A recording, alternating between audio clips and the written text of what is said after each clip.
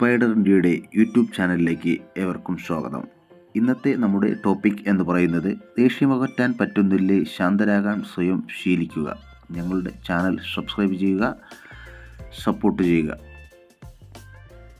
അശാന്തമായ മനസ്സ് ജീവിതത്തെ നിരാശയിലേക്കും പരാജയത്തിലേക്കും നയിക്കും.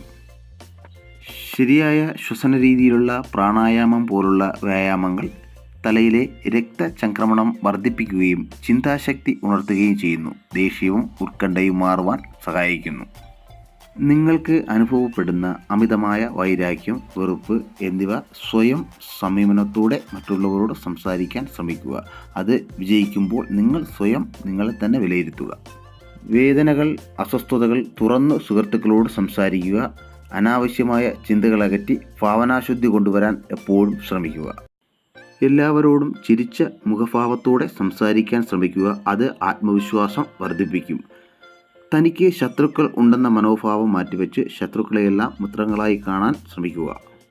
ദിവസവും വ്യായാമം ഒരു ശീലമാക്കുക. ആരാധനാലയങ്ങളിൽ പതിവായി പോകുക, അല്ലെങ്കിൽ വീട്ടിൽ പ്രാർത്ഥനകൾക്കായി 15 മിനിറ്റ് മാറ്റിവെക്കുക. ഒരു കുടുംബത്തിൽ ഓരോരുത്തർക്കും അതിൻ്റേതായ പ്രാധാന്യമുണ്ട്. ഐക്യമാണ് കുടുംബത്തിൻ്റെ സന്തോഷവും വിജയവും.